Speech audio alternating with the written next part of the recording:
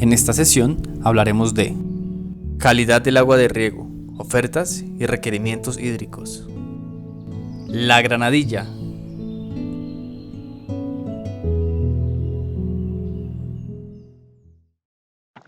Muy buenos días, mi nombre es Jessy Andrés Zapata Arango, ingeniero agrícola y trabajo con la E-Systems Technology en el proyecto de frutas y hortalizas tipo exportación en convenio con la Gobernación de Cundinamarca. En este capítulo vamos a hablar de los sistemas de fertirriego y los requerimientos hídricos de la planta. Primero vamos a colocar a Colombia en el contexto a nivel regional. Comparado Colombia con países como Perú, Chile, Ecuador, México, pues realmente estamos en un nivel muy bajo de tecnificación y de implementación de estos sistemas de riego. ¿Por qué? Primero, pues hay factores culturales, factores climáticos y factores de pensamiento errados con respecto a esto. Aquí tenemos un comportamiento climático bimodal. ¿Qué quiere decir esto? Que tenemos un régimen de lluvias que tienen dos picos, en el cual caen lluvias de marzo a abril y de septiembre a octubre aproximadamente. Y a lo largo de todo el año caen precipitaciones frecuentes. Entonces uno le dice al productor, venga, vamos a instalar un sistema de fertirriego, y él dice, no, es que aquí cae mucha agua, entonces yo no necesito esto. Pero es un pensamiento bastante erróneo que en el transcurso del curso les voy a comentar por qué. Mientras que en países como Perú, cuando se va a establecer el cultivo, lo primero que se pregunta es, ingeniero, ¿cuánto me vale el sistema de fertirriego? ¿Dónde van a ir las tuberías, los goteros? Necesito tuberías de buena calidad, goteros de buena calidad, sistemas de filtrado. O sea, allá por lo primero que preguntan es por el sistema de fertirriego. ¿Y por qué esto? Pues que el sistema de fertirriego a mí me trae grandes beneficios. Primero, de eficiencia. Segundo, disminución de mano de obra. Tercero, mayor rentabilidad. Ahora bien, vamos a hablar qué tipos de sistemas hay. Entonces tenemos un sistema de riego por goteo, sistema de riego por microaspersión, por aspersión y de ahí para adelante los que haya. En el marco del proyecto hemos recomendado trabajar con un sistema de riego por goteo, pues no hay que desconocer que la demanda actual de agua es muy alta y por factores climáticos como el calentamiento global, el agua cada vez se escasea más. Continuando con esta serie de capacitaciones, en este caso tocaremos el tema del agua, pero desde la problemática. Evidentemente, dentro del convenio 013 de 2014. Y es que las noticias sorprendieron al mundo en diciembre del 2020. France 24 tituló: El agua ahora se transa en la bolsa de Nueva York, anticipando problemas de escasez. Recientemente, el 21 de enero del 2021, la Deutsche Welle tituló: Especulando con el agua, ¿bien comercial o derecho humano? Y en los diarios colombianos, El Tiempo, el 9 de diciembre del 2020 tituló: ¿Por qué el agua debe entrar al mercado como el petróleo? Es así que el agua comienza a cotizar en la bolsa por temor a la escasez. Y el mercado de materias primas de la bolsa de Nueva York, donde se cotiza el petróleo, oro, carbón, aluminio y madera, empieza a recibir entonces la cotización de los valores por el agua. Pero no es que el agua se vaya a vender, lo que se vende son los contratos a futuro. Este proceso empezó en el mercado de futuros de California, en el Nasdaq Veles California Index. ¿Pero qué es un contrato de futuros? Los contratos de futuros son contratos con los que los compradores y los vendedores se comprometen a intercambiar bienes en un momento determinado del futuro, a un precio determinado. Esos contratos buscan evitar la volatilización del precio a futuro. ¿Pero esto es bueno o es malo? Si usted, amigo agricultor, puede conocer el precio del agua de regadío para el año 2022, le permitirá tener una mejor gestión financiera y esto será bueno. Pero si estos contratos pasan de mano en mano, es decir, entre inversionistas e inclusive aseguradoras, se generará un proceso de especulación y esto será malo. Simon Poleston Jones, ex jefe europeo de la Asociación de la Industria de Futuros, dijo lo siguiente: necesitamos pensar en las posibles consecuencias negativas, directas e indirectas, de tratar el agua como una mercancía en lugar de un recurso. Y es que el agua es tan importante que la FAO desarrolló el portal Aquastat. Aquastat es un sistema mundial de información de la FAO sobre el agua en la agricultura. Aquastat recopila, analiza, difunde datos e información por país sobre los recursos hídricos, el uso del agua y la gestión agrícola del agua, con énfasis en la agricultura de regadío en África, Asia, América Latina y el Caribe.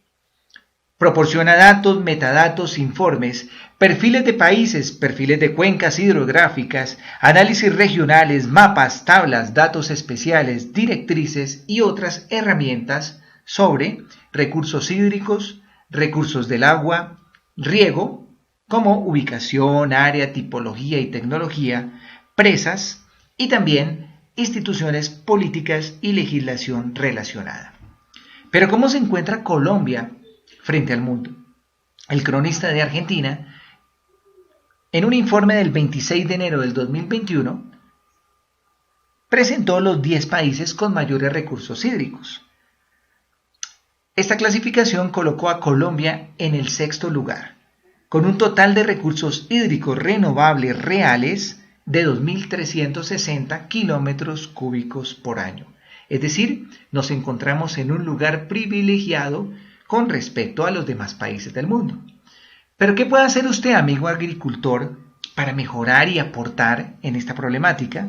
Primero, hacer medición del agua requerida, del agua disponible y del agua usada en procesos agrícolas y pecuarios. Usar sistemas de riego tecnificados, como goteo y microaspersión. Fomentar el uso de coberturas. Esto ayudará a evitar la evaporación directa. Construir reservorios para reciclar el agua lluvia. Y recuerde siempre tener asesoría técnica adecuada para el diseño, instalación y uso de sistemas de riego. De esta manera, amigo agricultor, usted podrá hacer un aporte positivo para disminuir la problemática del uso del agua. Más ahora que este recurso empieza a cotizar en la bolsa de valores. Luego de conocer la perspectiva actual del agua, seguiremos hablando de los sistemas de fertirriego. Entonces, cuando tenemos sistemas de riego por aspersión, pues realmente estamos derrochando agua. Como dice un colega mío, Miguel Ángel Romo, ingeniero agrícola, que ha tenido una larga experiencia en países como Perú, Chile, Ecuador y otros de la región. Él dice que estos sistemas son sistemas para echar agua, porque realmente la eficiencia de un sistema de riego por microaspersión estamos hablando de cerca del 60-70%, mientras que un sistema de riego por goteo estamos hablando de una eficiencia del 90-95%. Es decir, que no estamos botando agua y los requerimientos energéticos son menores. Por lo tanto, aquí en Colombia tenemos sistemas de plantaciones bastante extensivas, como son el banano, el cultivo de flores. Los cultivos de flores son los que más tecnificados están en el tema de sistemas de fertirriego. Sin embargo, no alcanzamos a llegar a donde deberíamos de estar. Cuando estamos aplicando un sistema de fertirriego por microaspersión o aspersión, pues la eficiencia va a ser muy baja, el aumento de sales en el suelo va a ser mucho mayor, se van a concentrar más sales, y en el sistema de riego por goteo la concentración de sales es mucho menor.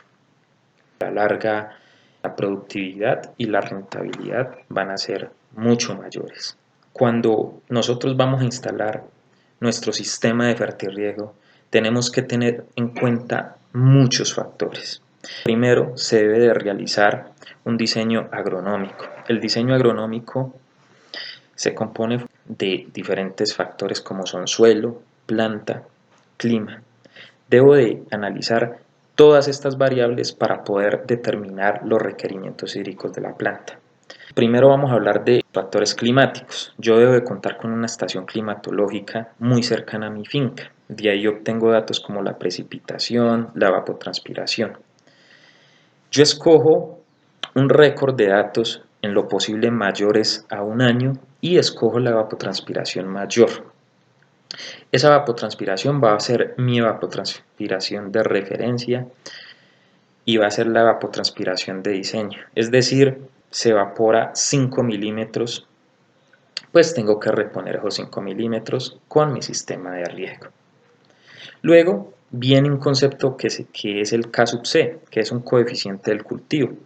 Estos coeficientes se pueden determinar o en campo o se pueden obtener de diferentes tablas. En la FAO, en una página de la FAO se pueden encontrar estos K sub C para los diferentes cultivos. Se tiene que para un cultivo en diferentes etapas fenológicas se tiene un K sub C diferente. Ya se han hecho los respectivos estudios, diferentes mediciones y esos K sub C ya están determinados. Luego se determina la evapotranspiración del cultivo, que es la multiplicación del K sub C por la evapotranspiración de referencia. Esta evapotranspiración se divide por la eficiencia de mi sistema de riego y con eso determinamos la lámina de riego que debemos aplicar para poder reemplazar esa agua evapotranspirada. Esto es fundamental para determinar mi lámina. Luego vienen otros factores, como son el suelo. Yo debo de saber en qué tipo de suelo estoy trabajando, si estoy trabajando en un suelo arenoso, franco o arcilloso. Sabemos que un suelo franco retiene buena humedad, un suelo arcilloso retiene mucha más humedad y un suelo arenoso no retiene tanta humedad. Por lo tanto, su drenaje va a ser mucho mayor, su infiltración va a ser mayor. ¿Para qué nos sirve conocer qué tipo de suelo tenemos en nuestra finca? Pues con esto podemos determinar qué tipo de gotero vamos a utilizar y con qué caudal. Si yo aumento el caudal, mi bulbo húmedo va a ser mucho mayor. ¿A qué hago referencia con el bulbo húmedo? El bulbo húmedo es el diámetro en el cual el área de mojado se extiende, el área de mojado del gotero. Entonces, a medida de que yo aumento el caudal del gotero, el bulbo húmedo va a ser mayor y el traslape va a ser mayor, pero el costo del gotero va a ser mucho mayor. En suelos arenosos la distancia entre goteros tiene que ser mucho menor y en suelos arcillosos mucho mayor porque el diámetro del bulbo húmedo va a ser mayor. Una vez yo haya hecho este análisis, pues tengo que analizar la planta, el tipo de planta. Tengo que mirar cuál es su zona radicular, cómo se extiende horizontalmente, verticalmente y pues yo podría hacer análisis en campo de pruebas de infiltración para determinar la infiltración base y con esto calculo la lámina de riego que no debe superar esta infiltración base. Bueno, estos ya son conceptos un poco más técnicos, pero es importante mencionarlos acá para saber de dónde o cómo es que hacemos para determinar cuánta agua le tenemos que aplicar. Recuerde que 1 milímetro de agua es igual a 1 litro por metro cuadrado. Entonces, si en su finca llueven, por ejemplo, 10 milímetros de agua, pues usted tendría 10 litros por metro cuadrado o lo que es igual 10.000 litros por hectárea, ¿sí? Entonces, es supremamente importante saber cuánta cantidad llueve para así poder determinar y hacer un balance hídrico adecuado. Ya conociendo nosotros cuántos goteros van a ir por hectárea y conociendo el caudal de cada gotero, pues hacemos la multiplicación y determinamos cuánto va a ser el caudal para aplicar a nuestro cultivo. Con este caudal de diseño, pues ya luego realizando algunos cálculos que ya son el componente del diseño hidráulico, donde uno determina pérdidas de fricción en las tuberías, pérdidas por diferencias de nivel o de cota, pérdidas por accesorios, pérdidas en la válvula, pues ya calculamos el caudal que tiene que ser un poco mayor, el caudal de la bomba. Ya con esto determinamos cuál va a ser el caudal de la bomba de trabajo. Entonces vamos, buscamos qué tipo de bomba necesitamos y ya con esto tenemos la fuente de potencia. Ahora bien, conociendo cuáles son nuestras fuentes hídricas, podemos determinar si son aguas de buena calidad, de mala calidad, si tienen sedimentos que puedan obstruir los goteros.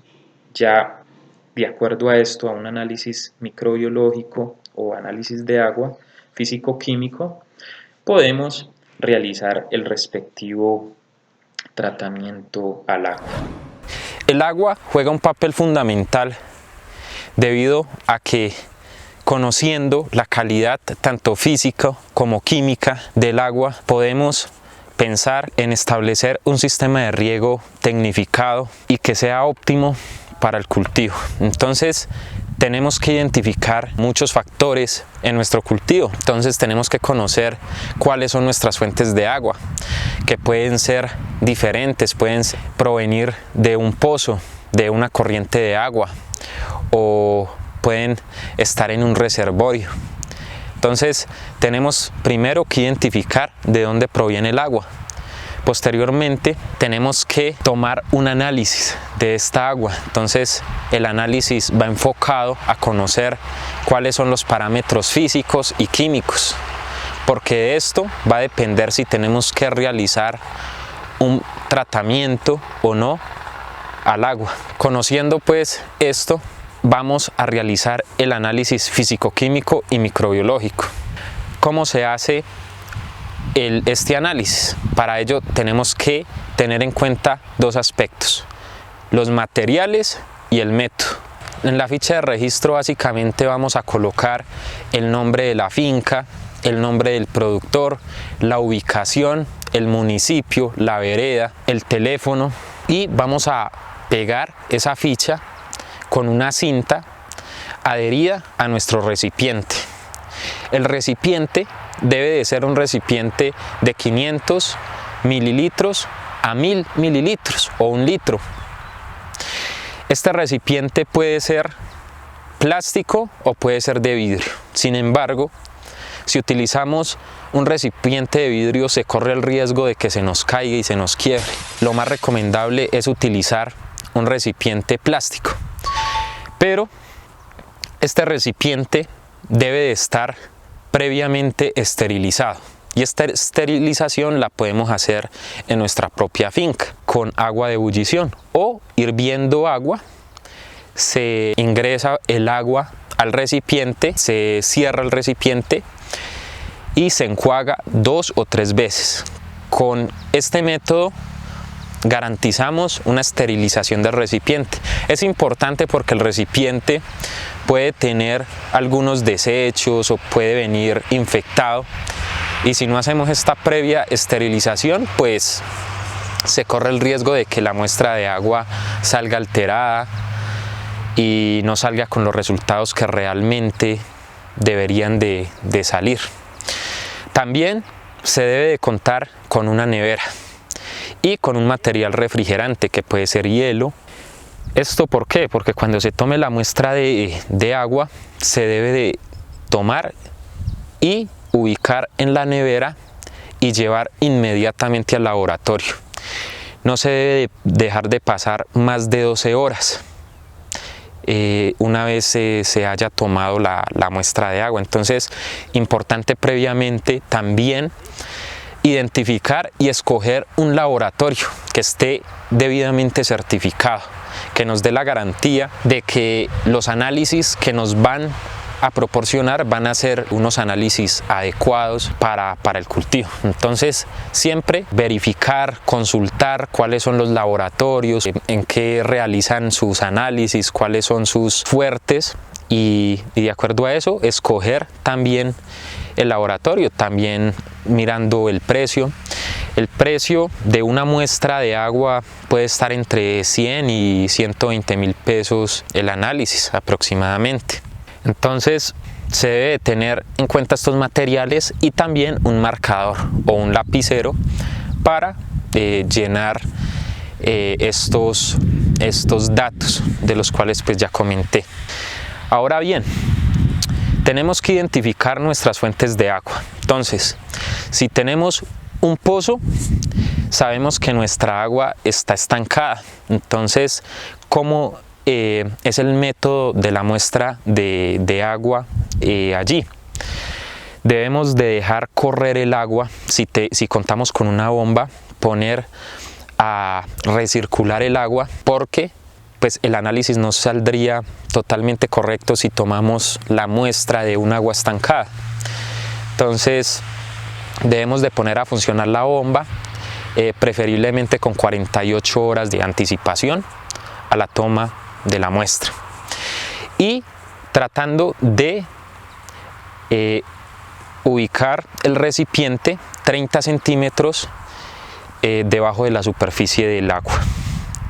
Ahora, si tenemos nuestra fuente de agua proveniente de la llave, como pasa en muchas fincas, muchas veces se utiliza este agua también para las aplicaciones fitosanitarias. Entonces recordemos que pues si la calidad del agua no es la óptima, pues también vamos a tener problemas en la eficiencia de la aplicación de los fertilizantes, de los fungicidas, insecticidas. Entonces siempre es importante tanto para el riego como para las aplicaciones fitosanitarias y de fertilización.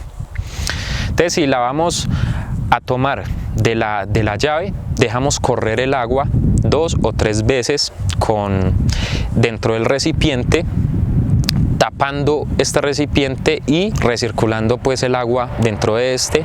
Ahora, si tenemos una corriente de agua, que puede ser un río, una cañada en la cual hay una corriente y que esa es nuestra fuente, pues nos dirigimos allá con el recipiente vacío, introducimos el recipiente dentro de esta corriente de agua a cierta profundidad, siempre que esté cerrado. ¿Por qué no lo introducimos abierto?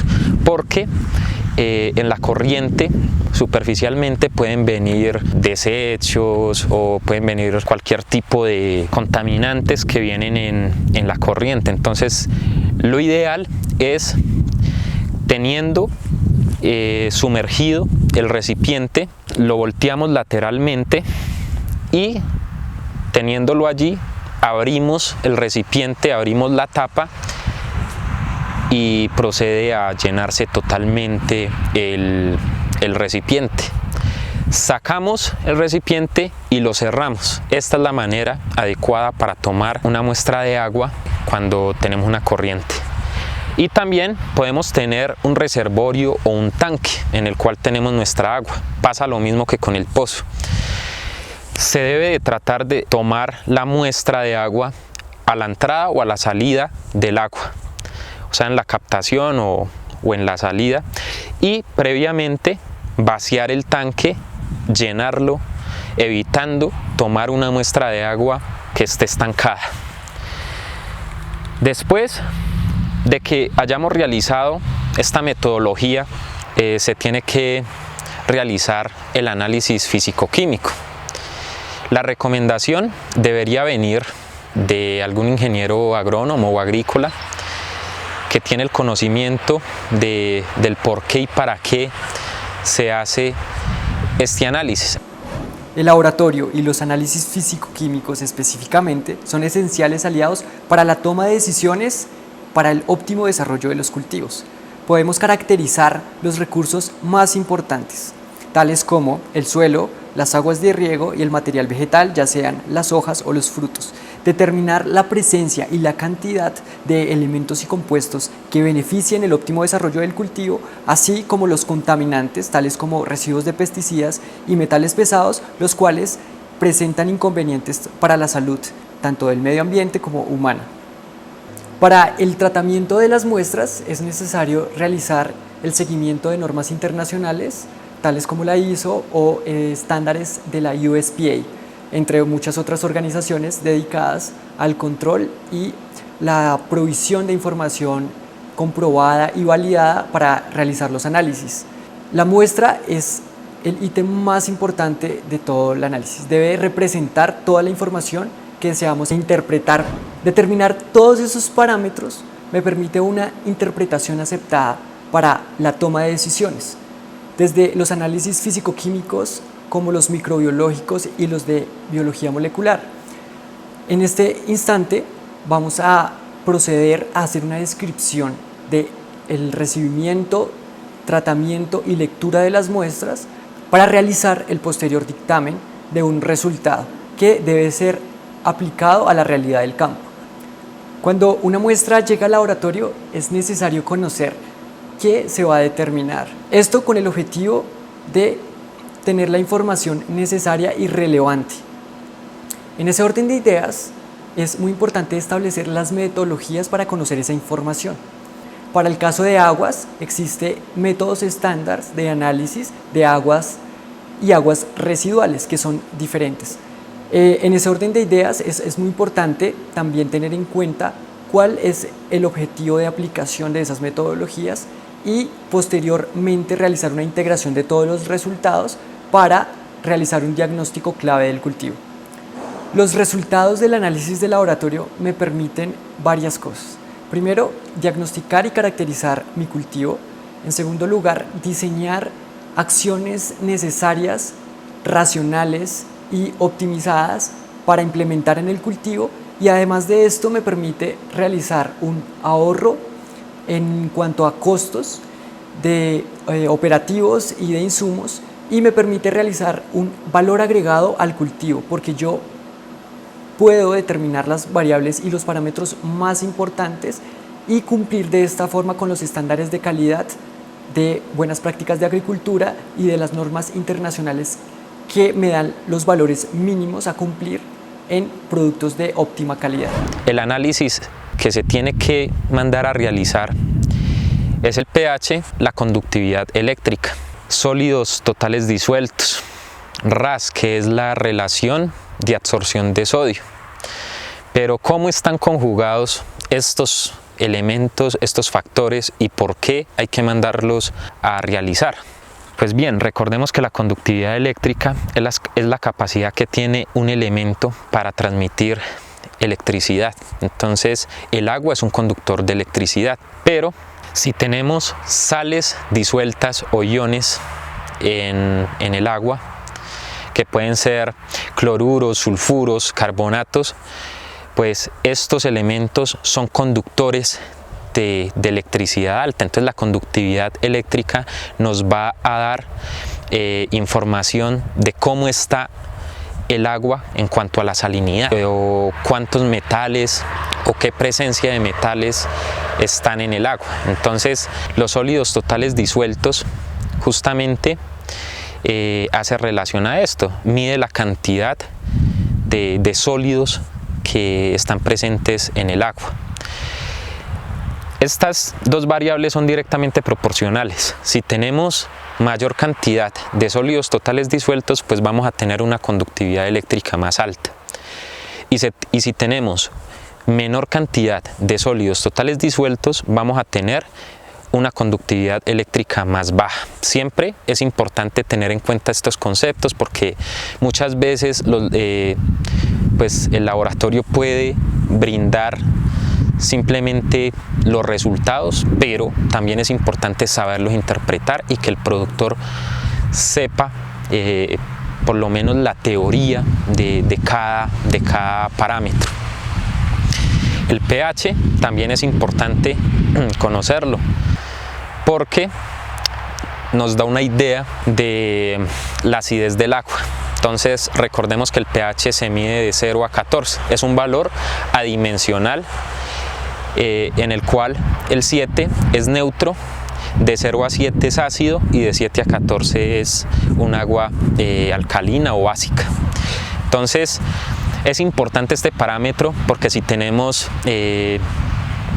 aguas muy ácidas, nos pueden afectar, por ejemplo, la efectividad en la aplicación de fertilizantes o de productos químicos o biológicos. Entonces es muy importante este parámetro. También debemos de mandar a medir la dureza y algunos elementos que son metales, que también es importante conocer su relación, porque con esto, pues si vamos a establecer un sistema de riego o fertirriego, entonces cuando se va a hacer el cálculo para saber qué nutrientes aplicar en el sistema de fertirriego, pues conociendo qué elementos ya están en el agua, se hace el respectivo cálculo restando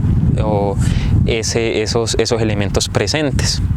Entonces los elementos que se tienen que mandar a analizar son el zinc, el manganeso, el hierro, el cobre, el calcio, el magnesio, El sodio y el potasio son elementos que están presentes en el agua y por ende es muy importante conocerlos.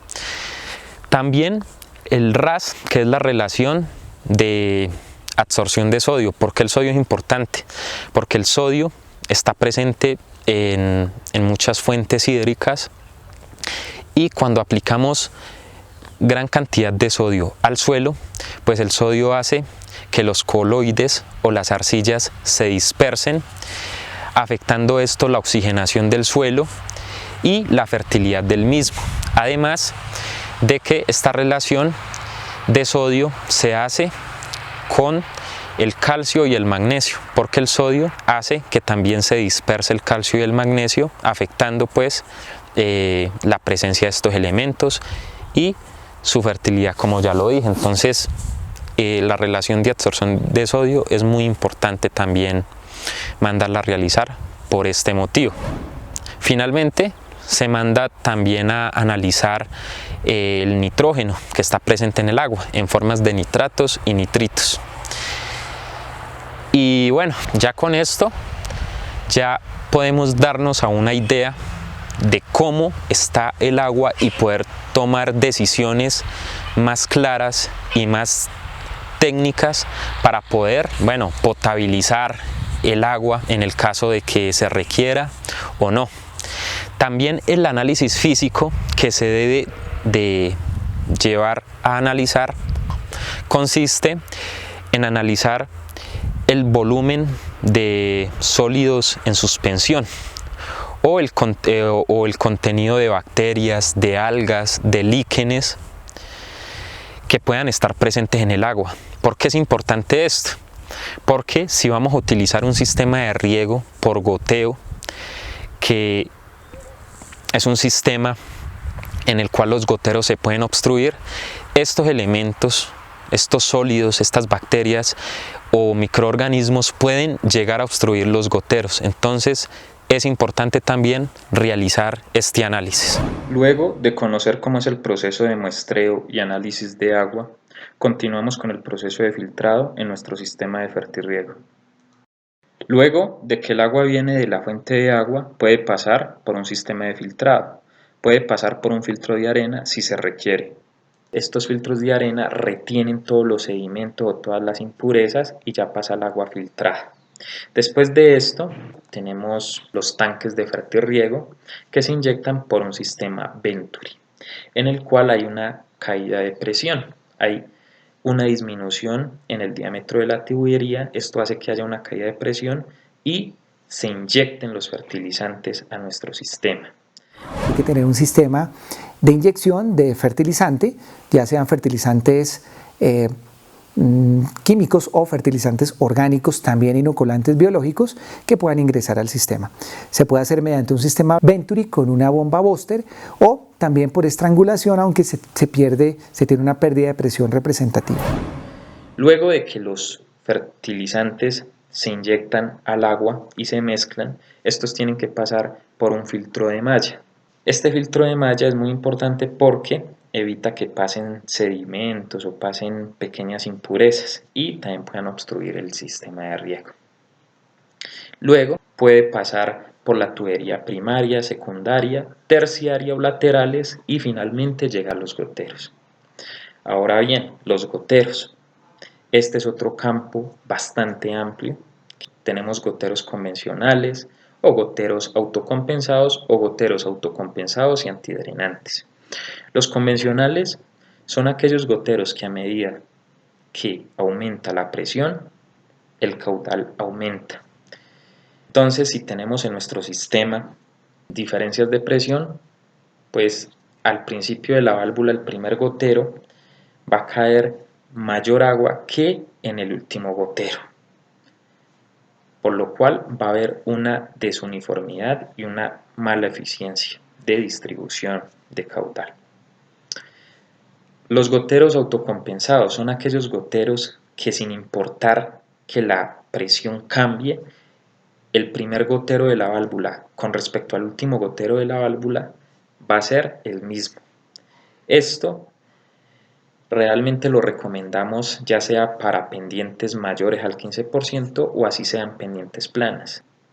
Si yo garantizo y le pongo a mi cultivo goteros autocompensados, pues sí van a tener un mayor costo, pero a la larga vamos a tener mayor productividad, mayor rentabilidad, mayor eficiencia, menor concentración de sales, una buena regulación de pH, etc.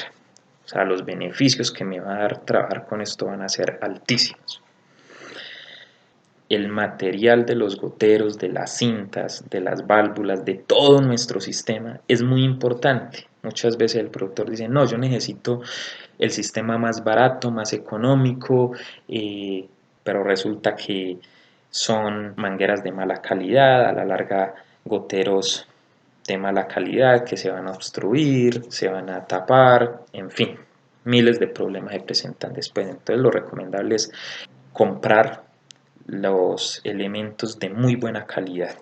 El tema de automatización es fundamental. Muchos productores dicen, no, es que yo eso le pongo una válvula de bola, una válvula mariposa, eso se cierra manual, yo lo abro manual.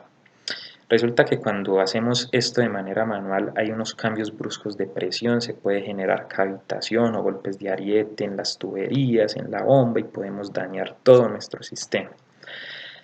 Además de que cuando pasa el fertirriego no hay una buena mezcla entre el agua y los nutrientes y tenemos unas diferencias de pH y conductividad muy altas y la uniformidad va a ser deficiente. Por lo tanto se recomienda las inyecciones de fertilizantes constantes con un inyector Venturi tipo Oster, donde se trabaje con válvulas hidráulicas, en lo posible estas reguladas por un controlador, en el cual yo puedo regular por volúmenes.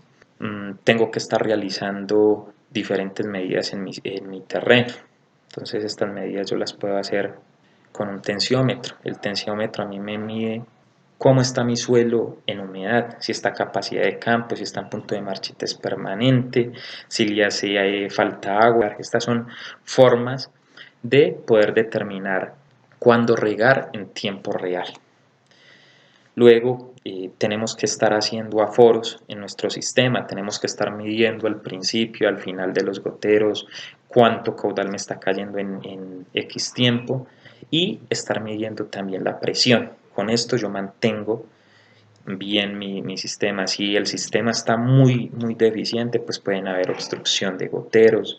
Tengo que analizar mi agua. Si el agua está tiene una alta dureza con altos contenidos de bicarbonato, pues le tengo que hacer un tratamiento. Tengo que aplicar ácidos para poder bajar este pH. Si trabajo con un pH muy alcalino, los elementos menores metálicos como el hierro, el manganeso, el boro se van a sedimentar y van a obstruir los goteros. Ahora, si trabajo con pH muy ácido, pues voy a acidificar el suelo y voy a aumentar la cantidad de sales en el suelo. Entonces es un tema bastante amplio, bastante complejo, en el cual pues se tiene que recibir una orientación, una capacitación en lo posible de ingenieros agrónomos, ingenieros agrícolas, para poder construir un sistema de fertirriego bastante bien tecnificado. Para finalizar esta sesión, los dejamos con un video de la Fundación Gaia Amazonas con el que nos ilustran acerca de la importancia de mantener la conectividad hidrológica entre los Andes, la Amazonía y el Océano Atlántico. Esta es la Tierra, y esta porción de acá es el Amazonas. Aunque parece una porción pequeña en relación con el resto del planeta, lo cierto es que cumple un papel enorme para la vida por su participación en el ciclo del agua y en la regulación de la temperatura. Vamos a hablar sobre esto y del papel que tiene la vida animal para ver la importancia de garantizar la conectividad entre la cordillera de los Andes, la Amazonía y el Océano Atlántico. Una metáfora muy usual para referirse a la selva del Amazonas es la del pulmón, por su intercambio de oxígeno y dióxido de carbono con la atmósfera, algo fundamental para que todos podamos respirar. Sin embargo, la selva va mucho más lejos, tanto así que sin ella gran parte de América del Sur sería un desierto. ¿Pero por qué? Empecemos por señalar que el agua se acumula sobre todo en los océanos, y si bien el calor del sol la evapora y la sube por los aires, es necesario que el viento empuje el vapor tierra adentro. De otro modo, el agua no llegaría a los continentes, moriría la vegetación y se secarían grandes extensiones. La manera como el Amazonas entra en juego acá es complementando la labor de los vientos alisios, ayudando a atraer el aire y reteniendo el agua en tierra. Esta es una hipótesis fascinante. Según ella, los bosques son también responsables de los vientos porque la transpiración de los árboles genera un vapor que cuando se enfría se condensa. La condensación disminuye la presión del aire y entonces se crean vacíos que succionan aire de los océanos hacia el continente. Este proceso, realizado a la escala de 600.000 millones de árboles que hay en el Amazonas, produce fuertes vientos de aire húmedo, casi como ríos voladores provenientes del Atlántico. Y así se generan las nubes y la lluvia que hidrata el continente. Ahora, dentro del continente aparecen los Andes. Ellos reciben el agua que traen los vientos, ayudan a retenerla con su vegetación y la distribuyen por toda la tierra con los ríos. Y los ríos llevan el agua de vuelta al océano Atlántico para que el proceso se repita. Eso en cuanto al ciclo hidrológico. Ahora consideremos la temperatura. Sabemos que el dióxido de carbono actúa como una barrera que impide que el calor salga de la Tierra. Este es el famoso efecto invernadero. Pues bien, los árboles contrarrestan dicho efecto absorbiendo el dióxido de carbono de la atmósfera a través de la fotosíntesis. Con esto y con los sumideros de dióxido de carbono bajo tierra, el Amazonas anualmente le quita a la atmósfera más de 1 billón de toneladas de este gas, ayudando a contrarrestar el calentamiento global, que es consecuencia de nuestra sobreproducción de gases de efecto invernadero. Por otro lado, el Amazonas también regula la temperatura creando nubes, pues las nubes, especialmente las que son bien blancas, reflejan la luz del sol, y así impiden que llegue hasta el suelo y nos caliente en exceso. El bosque frondoso del Amazonas guarda bajo sus raíces grandes cantidades de agua, y entonces, a través de la evaporación y la transpiración de las plantas, genera 7 veces más vapor que el océano, es decir, muchas más nubes que reflejan más luz solar. En resumen, regular la cantidad de oxígeno y de dióxido de carbono, mantener la temperatura dentro de ciertos rangos y participar en el ciclo del agua generando los vientos y reteniendo el agua en la tierra son algunas de las funciones que la Amazonía realiza de manera integrada con el Océano Atlántico y con la cordillera de los Andes. Sin embargo, todavía no tenemos la imagen completa. ¿Qué nos puede faltar? Nada más y nada menos que la vida animal. Todos hemos oído, por ejemplo, de la importancia de las aves para diseminar las semillas de los árboles, pero cada animal, cada planta, cada insecto, también los hongos y los minerales, todos realmente cumplen un papel importante en los procesos físicos, químicos y biológicos de la Tierra. Porque pensando desde una perspectiva más amplia, la Tierra es un solo sistema, un organismo que se regula a sí mismo. Cada entidad que la habita es entonces una parte del engranaje completo, del gran organismo planetario. De esta manera, damos por culminada la sesión número 8. Agradecemos la atención brindada.